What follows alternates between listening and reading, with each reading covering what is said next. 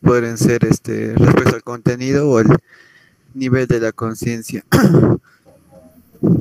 Y bueno, el contenido de la conciencia, las características principales es que bueno, el paciente es un cuadro más,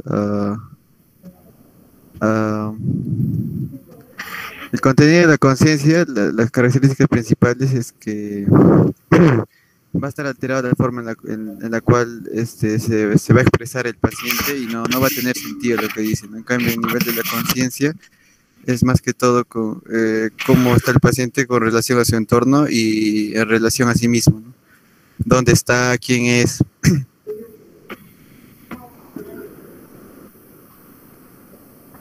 Ok, a ver, eso es los trastornos del contenido. Bueno, dos componentes importantes, recuerden, el trastorno del contenido y el trastorno del nivel de conciencia. Los trastornos del nivel de conciencia, si bien aquí he escrito vigilia, la vigilia es un estado normal de la conciencia, ¿no? Entonces, los trastornos del nivel son la somnolencia, el estupor y el coma. Ok, vamos a ver la etiología antes de pasar a describirlos. ¿Cuál es la causa de los trastornos de conciencia? ¿Qué podría afectar para que un individuo altere la función, ya sea en su tronco encefálico, en el sistema reticular o en la corteza o en los hemisferios cerebrales? Pues muchas patologías, ¿no? Miren, a la cabeza están los trastornos metabólicos. Esta estadística es muy importante tenerla en cuenta porque los trastornos metabólicos en realidad son los más frecuentes en la emergencia. Si bien los trastornos estructurales, un TEC, un infarto cerebral también lo son, pues lo primero que vamos a pensar en nuestros pacientes cuando desconocemos sobre todo su etiología, como en el ejemplo que vimos al inicio, es pensar primero en un trastorno metabólico, de cualquier tipo, falla renal, falla hepática, trastornos endocrinos, trastornos de la osmolaridad son muy frecuentes, sobre todo los trastornos relacionados al sodio, ¿no? Y los trastornos relacionados también a la glucosa. Tanto es así que en la mayoría de protocolos que ustedes van a revisar para manejo de conciencia, encontramos que existen dos exámenes que son ineludibles apenas viene un paciente con un trastorno del nivel o del contenido de la conciencia. Y deben ser el dosaje de glucosa y los gases arteriales. Es lo primero que voy a pedir. Voy a pedir todas estas pruebas, pero esas dos las necesito de inmediato. Tanto así que debo utilizar una glucosinta para saber cuánto está su glucosa, ¿no?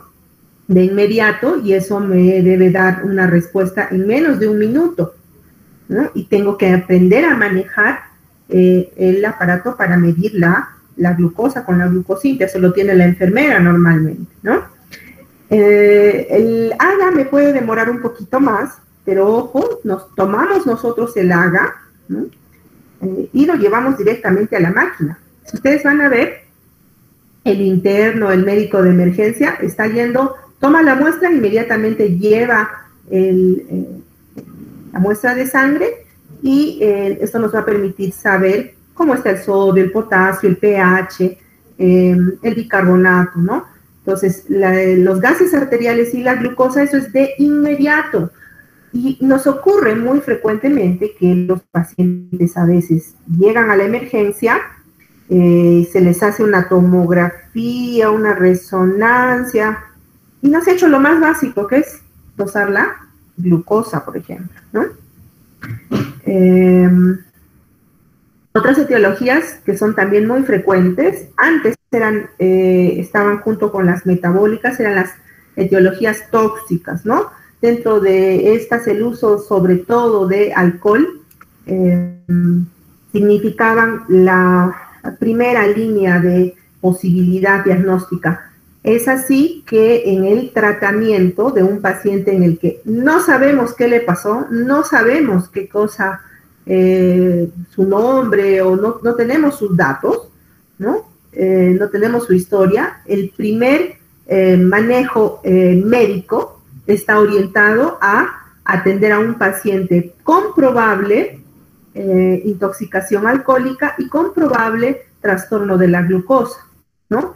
Ahora, si yo estoy lejos, estoy en una posta donde no tengo electrolitos y no tengo para dosar gases arteriales, no tengo posibilidad de hacer eso, yo asumo normalmente que el paciente pueda tener estos dos trastornos y voy a iniciar tratamiento. Vamos a ver qué tratamiento en un ratito para este paciente. Ojo, yo no sé la etiología del trastorno de conciencia, solo he dicho que este paciente tiene trastorno de conciencia. Lo encontraron en la calle, no sabemos qué le pasó, ¿no? Bueno, el uso de drogas en general, de estimulantes o depresores del sistema nervioso siempre tienen que considerarse cada vez más en nuestro medio. Pan de cada día para este hospital, no así en eSalud, es por ejemplo el uso de pesticidas, el uso de agentes que se usan normalmente en la chacra, ¿no? Venenos para algunos animales, el veneno de ratas sobre todo, y tenemos muy frecuentemente pacientes que han consumido, ¿no? A veces intentos de suicidio. Lesiones estructurales diversas, procesos expansivos, tumores, ¿no? Problemas vasculares, a la cabeza la enfermedad cerebrovascular isquémica, hemorrágica, la hemorragia subaracnoidea, la encefalopatía hipertensiva, ¿no? Algunos tipos de migraña. Entonces, hay que pensar que el paciente podría tener cualquiera de estos trastornos. La epilepsia también, el estado epiléptico, y aquí sí un puntito muy pequeño, es que hay un tipo de estatus epiléptico que no va a tener movimientos, ¿no? El paciente tiene un estatus no convulsivo. Bueno, si tiene el estatus convulsivo es fácil, ¿no? De observar porque vamos a ver los signos motores, pero si no hay signos motores, hay que pensar que muchos pacientes podrían no estar moviéndose y en el cerebro se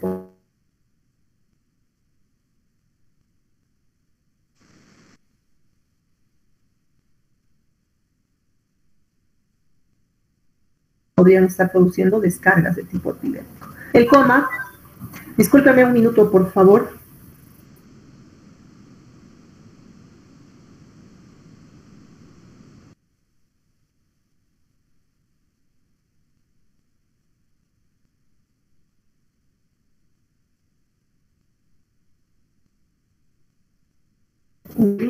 Liz, ¿qué tal? Oye, estuve en emergencia, pero no terminé con un paciente, recién ahorita. Sí, ¿estás en el hospital? Ya. Sí, en unos, Liz, me van a tener que esperar un rato más. ¿Puede ser en 30 minutos? 30 minutos, por favor. Listo. ¿Ya? Sí, te llamo yo apenas esté. ¿Ya? Ya, listo, ya, chao. Ok, ¿se escucha? Hola. Sí, doctora. Sí, doctora. Listo. ¿Dónde está? Acá está. Ok.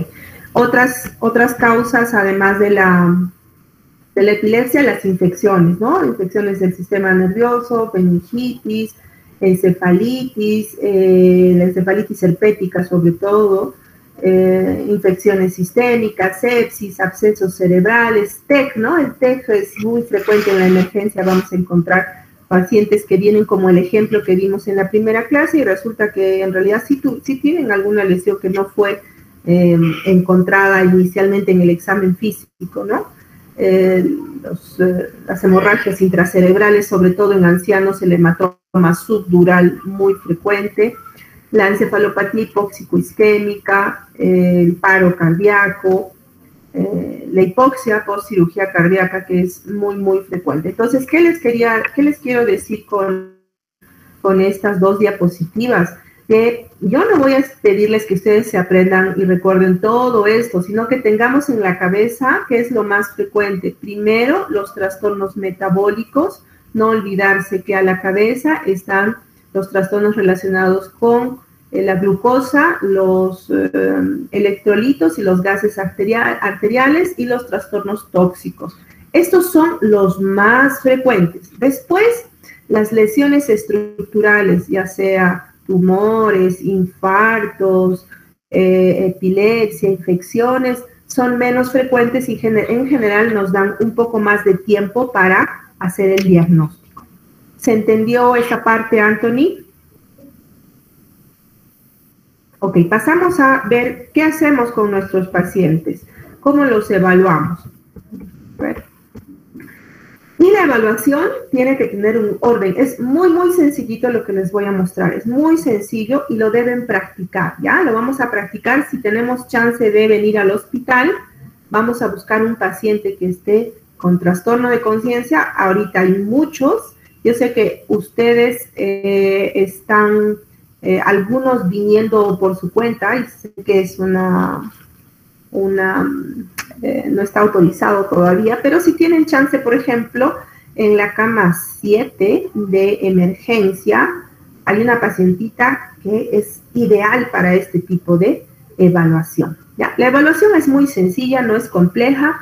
Yo me acerco al paciente y mi primer objetivo va a ser determinar si está alterado el nivel o el contenido de la conciencia. Vamos a ver. Luego, voy a hacer el segundo objetivo es buscar por qué este paciente, cuál es la causa, por qué este paciente está con ese trastorno de conciencia. Y finalmente voy a hacer un examen neurológico buscando algún área del cerebro que pueda estar comprometida, la famosa focalización, ¿no? O los signos focales. Los signos focales, recuerden, son, por ejemplo, una hemiparesia, una hemianopsia, pero también puede ser un trastorno de conducta, puede ser un trastorno sensitivo, un trastorno de coordinación. Focalización significa que hay un área del cerebro comprometida que me está demostrando en el examen físico que esa área está alterada, ¿no? Si, por ejemplo, tiene dismetría, bueno, pensar en el cerebelo, si tiene hemiplegia, pensar en la vía piramidal, ¿no?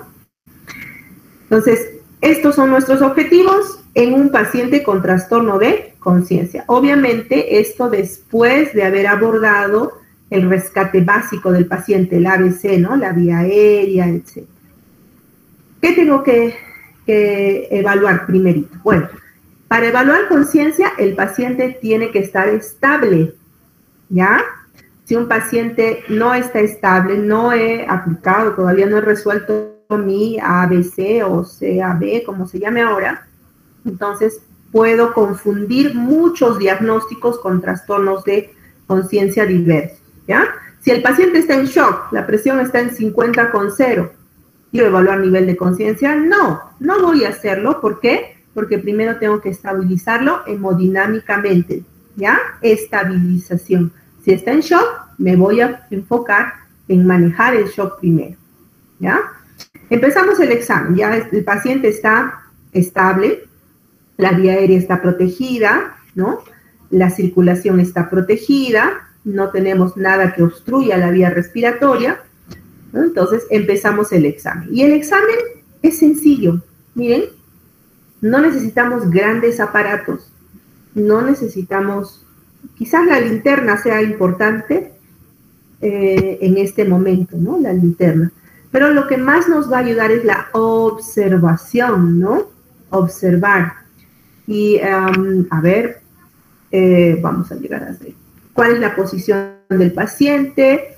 Tiene una o más extremidades en una posición anormal, los ojos están abiertos o cerrados y la persona se da cuenta o no que estamos con él. Raúl Cárdenas Terán. A ver, no sé si la imagen la estás viendo bien. Raúl, vamos a intentar describir esto, ¿ya? En el primer pacientito que estás viendo allí, ¿cómo describirías a este paciente? A ver. Doctora, buenos días. ¿Cuál es, cómo están sus extremidades? ¿Cómo está? A ver. Del niño, ¿verdad, doctora? Sí. Ya. Lo que observo es que sus extremidades están en una posición de cúbito, el paciente está en una posición de cúbito dorsal, sus extremidades están al costado del tronco y me parece que está con vía, ¿no? No se observa bien. y tiene la cabeza cubierta, me parece que es con yeso. No sé A ver, ¿tú dirías que esta posición del paciente en la que está en decúbito dorsal, extremidades extendidas, es normal?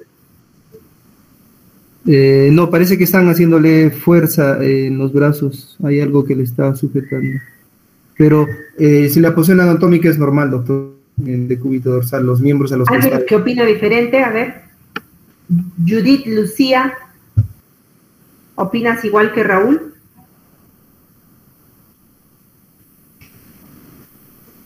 Doctora, le están haciendo una maniobra. Ay, Dios mío, no te escucho, Judith. Conmigo tienes que hablar un poquitito fuerte, por favor. Mi laptop está mal.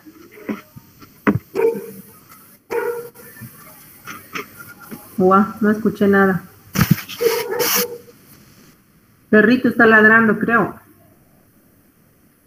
Judith, ¿estás ahí? Sí, doctora, ¿no me escucha? A ver, ¿qué dijiste? Que ¿Estás de acuerdo o no estás de acuerdo? Que a su miembro inferior derecho le están haciendo una maniobra.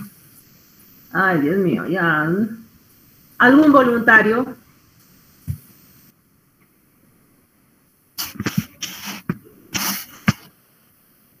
No, pues, a ver, un poquito más proactivos, doctores, ¿sí?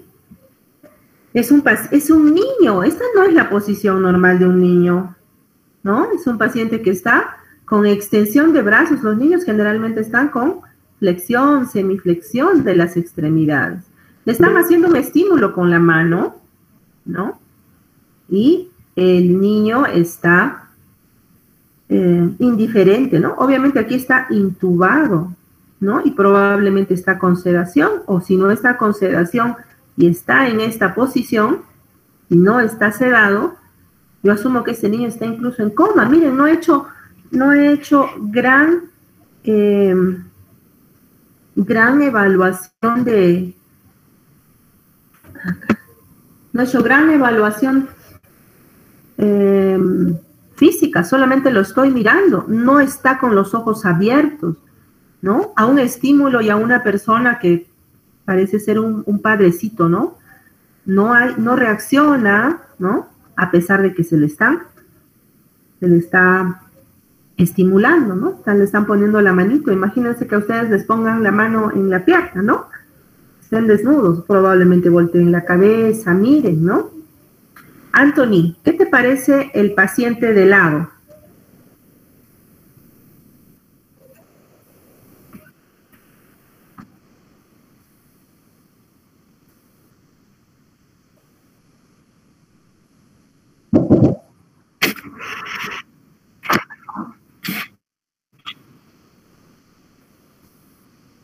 Pase. Sí, te escucho.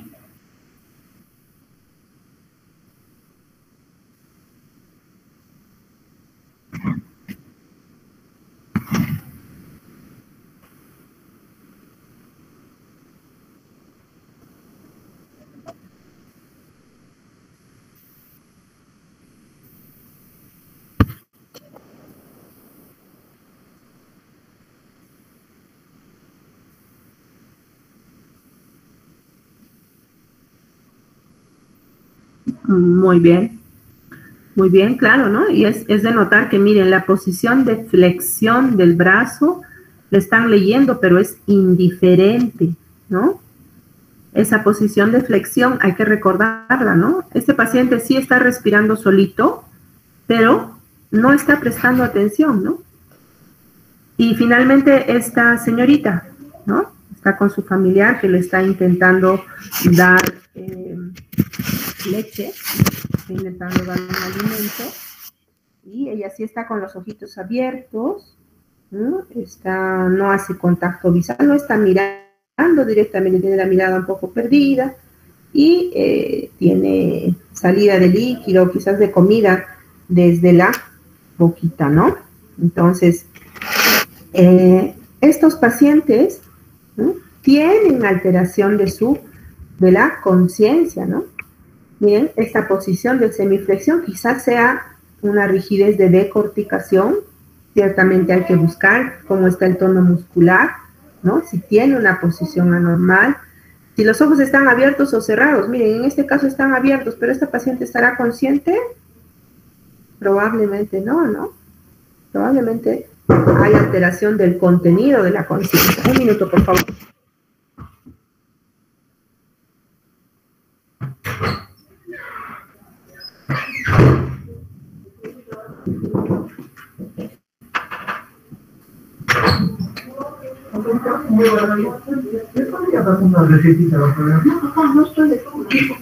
Estoy en plena clase, no. Ok, entonces volvemos, por favor. Hay que observar, ¿no? La observación es muy, muy importante y nos puede dar información bastante abundante de cuál es el estado de conciencia de la paciente. Imagínense babearse, ¿no? Se está babeando, no controla, ¿no? ¿Será que no tiene control de los músculos del rostro o será que es indiferente? ¿O será que está con risa, ¿no? De repente se está riendo y no es consciente de su situación actual. Entonces hay que tratar de describir eso y escribirlo en la historia. Cuando ustedes van y escriben en la historia, tiene que decir, paciente en decúbito dorsal, al estímulo no responde, o si está bajo sedación, no está bajo sedación, está con ventilación mecánica, ¿no? No está con ventilación mecánica, pero es indiferente al estímulo y tiene una postura de semiflexión, ¿no? O abre los ojos, despierta, ¿no? Pero no hace contacto visual, no hace seguimiento, tiene risa inmotivada. Es decir, tengo que describir la situación del paciente. Algunas evaluaciones que tienen que observar ustedes en la emergencia. Siempre es importante observar al paciente desnudo. Si ustedes ven, ve al neurólogo y lo descubrimos hasta los pies. ¿Por qué? Porque tengo que ver todo el cuerpo. Si no he descubierto el cuerpo, no voy a poder, pues, apreciar adecuadamente la posición del paciente, ¿no?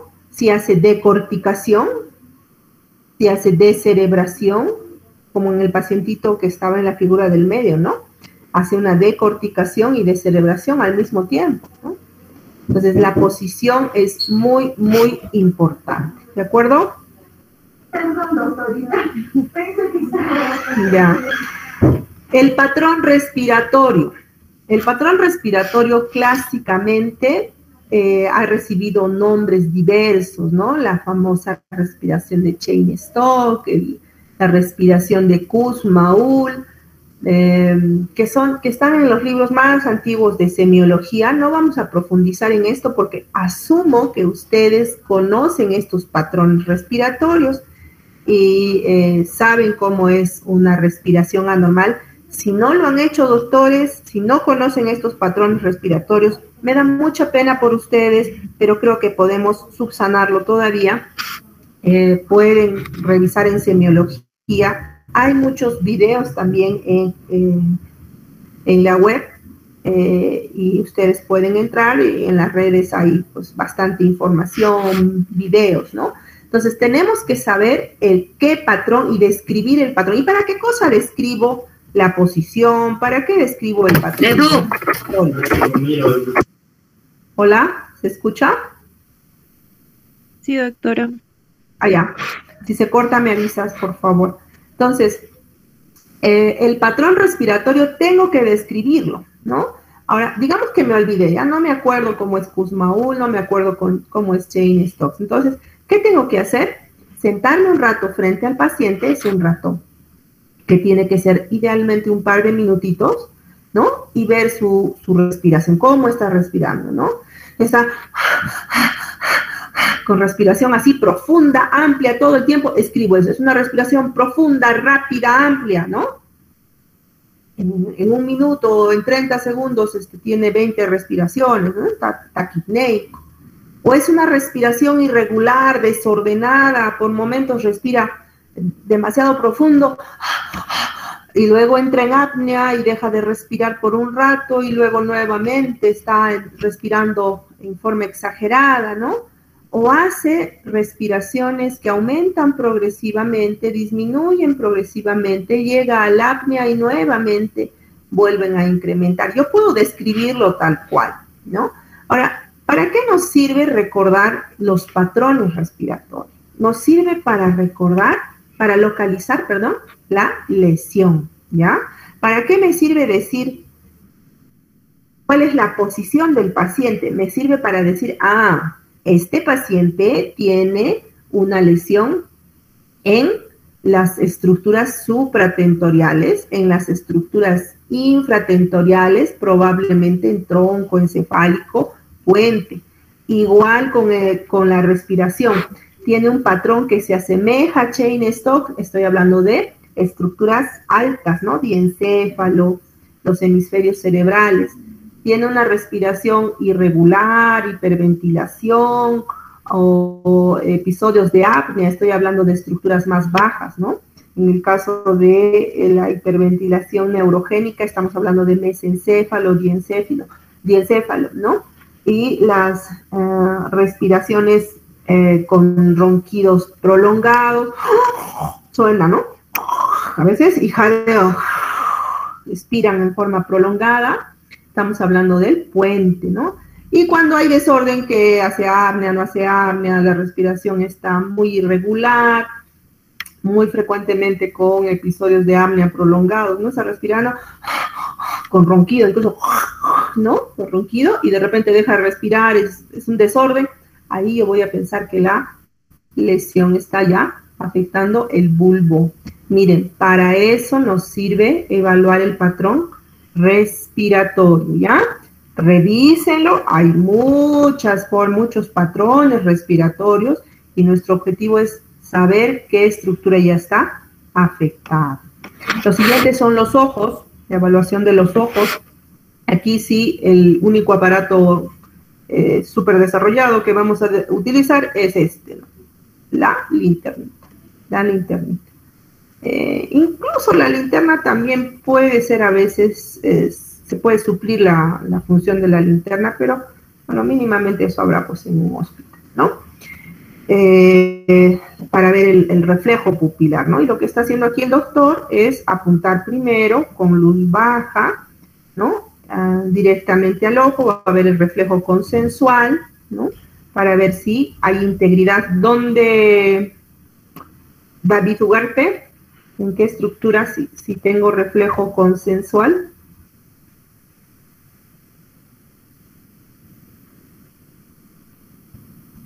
No está David, ¿no? Darileni.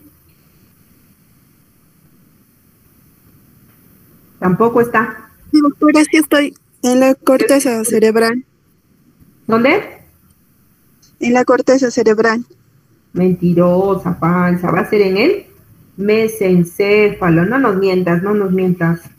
Ok, la exploración de los ojos, ¿no? La exploración de los ojos es muy, muy sencilla. A veces solamente tenemos que levantar los párpados y ver la posición de los ojitos, y a veces vamos a encontrar desviación de la mirada, ¿no? De un solo ojo, de ambos ojos, ¿no? Uno de los reflejos que más utilizamos es el reflejo oculocefálico. Es un reflejo muy sencillo y lo que hacemos es mover la cabecita de un lado hacia otro, de arriba hacia abajo, ¿no? ¿En búsqueda de qué? En búsqueda de que los ojitos se muevan hacia el lado contralateral. Si yo giro hacia la izquierda, el ojo se va a quedar en la derecha o va a mirar hacia el lado contralateral, y al revés también. Esto es para evaluar qué estructura.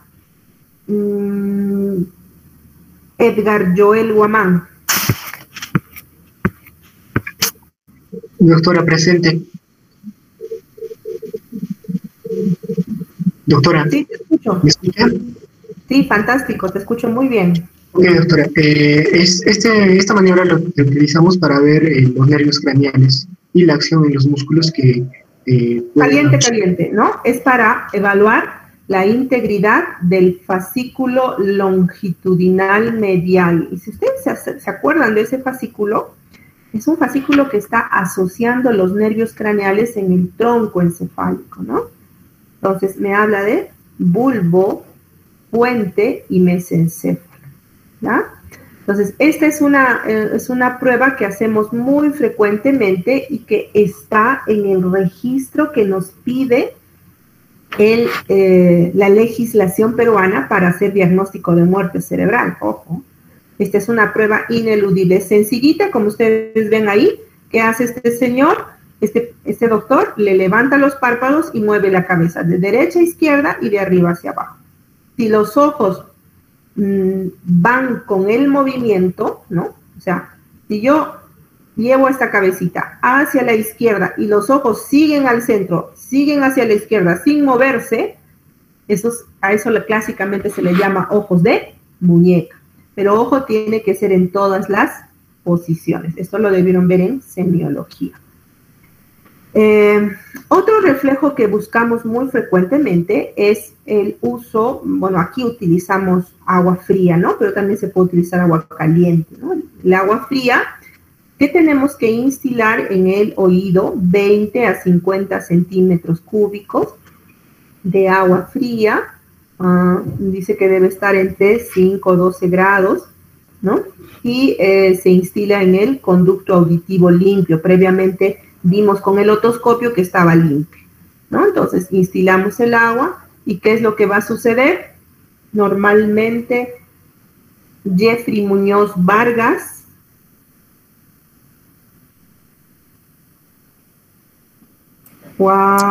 Presente, doctora. Hola. Sí. Es que estoy con... ¿Estás ahí o no estás ahí? Sí, estoy acá, doctora. ¿Qué le pasaría? A ver, te ponemos a ti en tu oído izquierdo, te ponemos agua fría. ¿Qué te pasaría? Normalmente.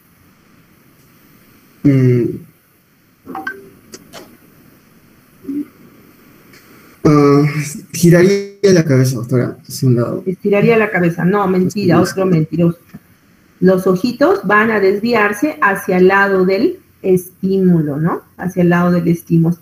Esperamos generalmente unos 30 segundos y eso nos va a significar que la vía vestibular está adecuadamente funcionando. Nos habla de una respuesta de bulbo y puente adecuada, ¿no? El reflejo oculovestibular. El reflejo corneal, que seguramente ya lo conocen, la doctora Luisa siempre me insiste que incluso les pide videos a ustedes, no voy a insistir al respecto. Y bueno, las pupilas, ¿no? Las pupilas. La valoración de las pupilas es muy importante. Ahora, ustedes cuando utilizan la linternita, tienen que tener una idea de cuál es el tamaño de la pupila normal, ¿no? ¿Cuánto es 2 milímetros? ¿Cuánto es 5 milímetros? Eso tengo que aprendérmelo, ¿no? ¿Por qué pongo 5 milímetros? Es una apreciación subjetiva del tamaño. O está en 1 centímetro la pupila, ¿no? ¿Y para qué me sirve esto? También me sirve para localizar lesión, ¿no? Si las pupilas están pequeñas, mióticas, ¿no? Pero reactivas, todavía digo que las estructuras del diencéfalo hacia arriba están conservadas. Pupilas fijas, dilatadas, ¿no? Con ictus, probablemente la historia de este paciente, ¿no? Estoy hablando del compromiso del tectum mesencefálico, ¿no? O sea, ¿de qué núcleo? Jainer Mijail Rivera. ¿Cómo se llama ese núcleo? El núcleo de Ehringer-Westphal, ¿no? No está el doctor, anótalo. Si las pupilas están fijas, en posición media, mesencéfalo en general.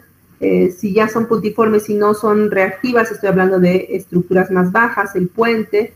Y la famosa anisocoria, ¿no? Estoy hablando de un compromiso unilateral que está comprimiendo el tronco encefálico, ¿no?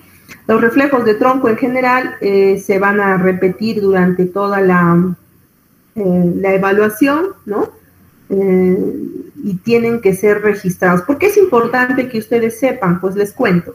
En nuestra legislación, cuando hablamos de muerte cerebral, los reflejos de tronco tienen que ser registrados y escritos tal cuales. ¿Por quiénes? Primero, por el médico tratante. Ojo, así ustedes sean anestesiólogos, cirujanos de abdomen, qué sé yo, urólogos, pediatras, tienen que firmar, ¿no? Diciendo que han hecho esta evaluación, registrando esta evaluación de puño y letra, ¿no? El segundo evaluador va a ser un neurólogo y el tercer evaluador es el director del hospital. Miren, el director del hospital es el que avala estas evaluaciones. Entonces, así sea asistente administrativo, ¿no? Necesito conocer esto. Entonces, siempre mínimamente la respuesta pupilar, la respuesta o el reflejo luminoso, el reflejo corneal, el reflejo oculocefálico, ya lo hemos dicho hace un momento, y el reflejo oculovestibular, ¿no? Lo más utilizado, el agua fría, ¿no? También se llama pruebas calóricas, a veces lo ponemos así.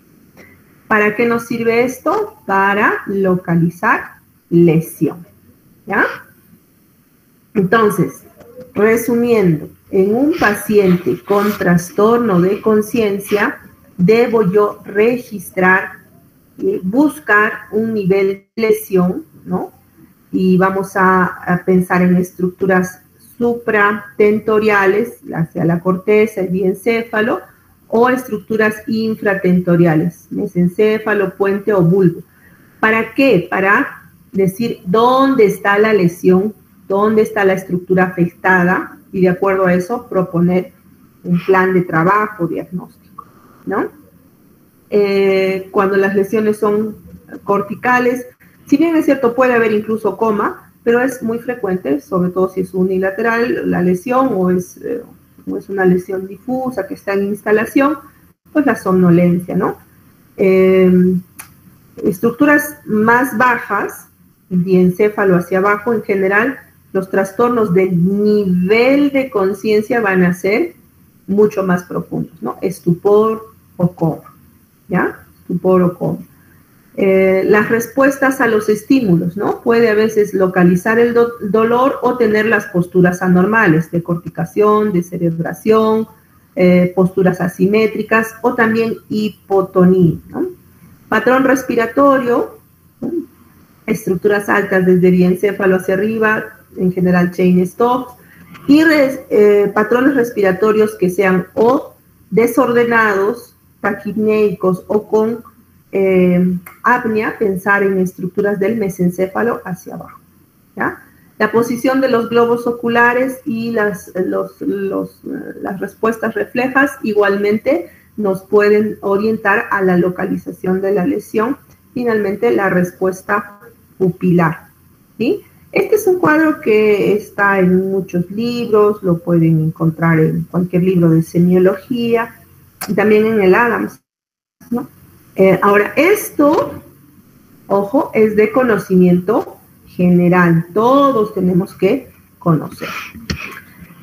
Reitero, no es una evaluación de especialidad, ¿ya? No es interconsulta para examen neurológico mínimo, no. Esta evaluación es de todos los médicos, hasta de los médicos que hacen administración, ¿no? De repente no quieren saber nada de los pacientes y piensan irse a hacer, qué sé yo, gerentes, estudiar gerencia médica o lo que ustedes quieran, pues resulta que no se van a poder desligar de esto, ¿no? Esto es de manejo general, de manejo. Todos los médicos tenemos que saber manejar reflejos de tronco, patrón respiratorio, respuesta o posturas anormales, posturas al dolor. Hasta este punto, ¿alguna pregunta? Doctora, buenos días. Hola. ¿Me podrías Doctora, decir quién eres? Porque no te veo bien acá, espérate. David, ¿no? David, ¿no? Cuéntame, sí. cuéntame. Doctora, en el cuadrito que vimos sobre el examen neurológico cuando las pupilas son anisocorias, ¿en qué parte estaría la lesión? Generalmente la anisocoria no son las estructuras más bajas, ¿no? Generalmente del tronco, puente, tronco, ¿no? En algunos casos, o sobre todo cuando es muy evidente la herniación, las hernias de las amígdalas cerebelosas, es mucho más evidente asociada al apnea, ¿no? Pero en realidad, como recuerdas, en el mesencéfalo está el núcleo parasimpático de Ehringer-Westphal, ¿no? ¿Lo recuerdas? Está asociado al tercer nervio craneal. Y cualquier deformación, cualquier afección que pueda comprometer desde esta área, pues nos va a dar trastornos en el diámetro de la pupila, ¿ya? Estructuras infratentoriales en especial. Gracias, doctor. De nada. Doctora, buenos días. Michelle, cuéntame. Doctora, tengo una duda respecto al reflejo oculocefálico. No entendí muy bien, o sea, cuando decimos que es normal y anormal este reflejo, ¿no? De los ojos de muñeca. Ya. Perfecto. Muy buena pregunta. A ver. No me filmen, ¿ah? No sé si se nota mi cara. Creo que hay poca luz, ¿no? No, hay poca luz. No voy a servir de buena modelo, pero si me ven lo que quiero que me vean es los ojos. Lo que mi cámara no sirve para eso. ¿Se logra ver mis ojos? Ahora sí, doctora. Ah, ya, listo. Entonces, ¿qué es lo que yo hago, no? O sea, digamos que es el paciente y viene el médico y lo que va a hacer es levantarme los párpados y y moverme la cabeza, ¿no? A un lado y a otro. Entonces, normalmente, y miren mis ojos, cuando me voltean la cabeza, yo permanezco con el ojo apuntando al mismo sitio, ¿verdad? No sé si se ha visto. Sí, se ve. Sí, doctora. Sí, doctora. Miro y mi ojo va a permanecer casi en el mismo sitio, ¿sí? Mira, para la derecha y hacia la izquierda. Eso es lo que sucede normalmente. Cuando el paciente tiene afección de cualquier componente del fascículo longitudinal medial o de los nervios craneales asociados, ¿qué le va a pasar?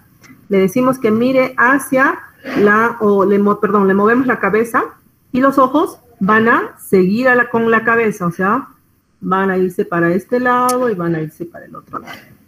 Entonces es como una muñeca, ustedes mueven la muñeca y se va a mover el ojo junto con la cabecita, ¿no?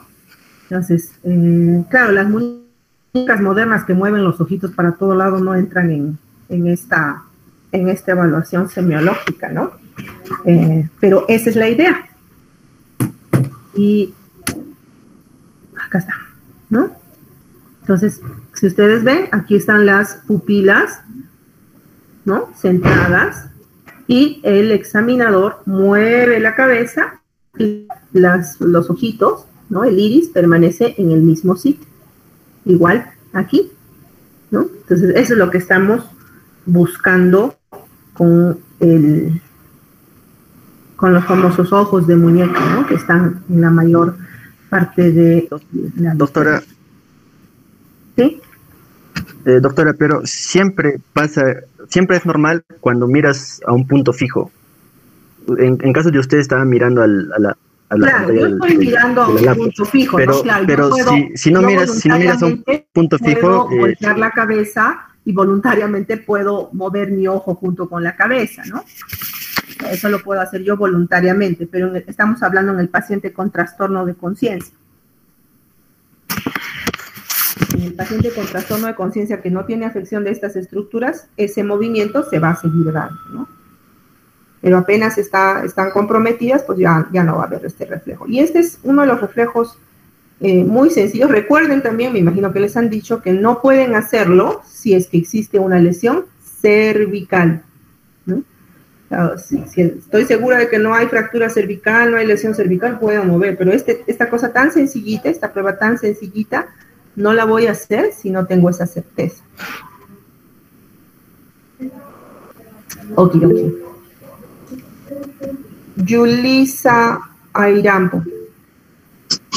Doctora, buenos días, ¿me escucha? ¿Se me escucha, doctora? Sí, Yulisa, dime. Ya, doctora, no me quedó claro. Había una imagen donde mencionaba que podía haber una decorticación cerebral. No te he entendido nada. ¿Qué imagen, qué cosa? Sí, ¿se me escucha? Tu pregunta, por favor.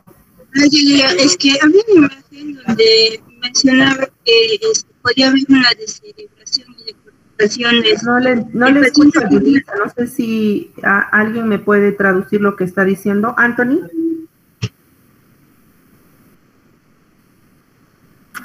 No se te entiende, Yulisa. Escribe en todo caso tu pregunta. A ver, vamos a ver si es que puedo leerla. Ya lo he escrito. Dime, Alba.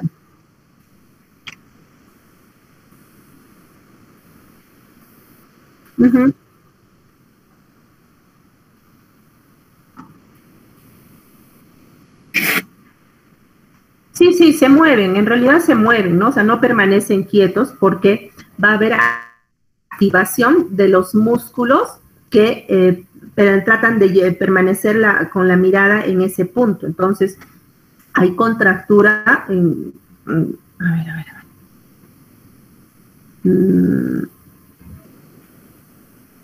a ver, no sé si me ven. A ver. Si el paciente está con función adecuada todavía de este fascículo y yo muevo la cabeza a este lado, a la izquierda, el músculo recto externo de este ojo y el recto interno de este ojo se han contraído. Entonces sí hay un movimiento. Lo que pasa es que pasa como que como la cabeza se está moviendo hacia el lado contralateral, percibimos de que no hay movimiento, ¿no? Entonces, cuidado, sí están funcionando esos músculos. Hay actividad de los oculomotores. Había una imagen donde había descerebración y decorticación al mismo tiempo. ¿En qué caso? En este caso, ¿dónde estaría la lesión?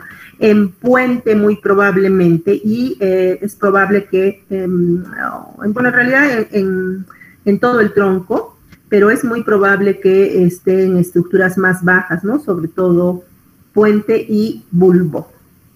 Yulisa. Okidoki. Chicos, aquí nos vamos a quedar. Y nos encontramos el lunes a las 11. Sí. Muchas gracias. Gracias, doctora. Gracias, doctora. Gracias, doctora. Gracias, doctora. Gracias, doctora.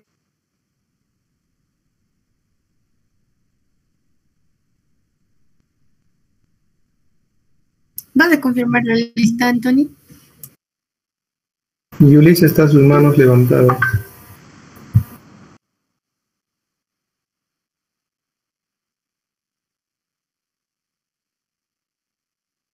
No, es que dijiste que ibas a... No, olvídalo. Lista, papu, lista.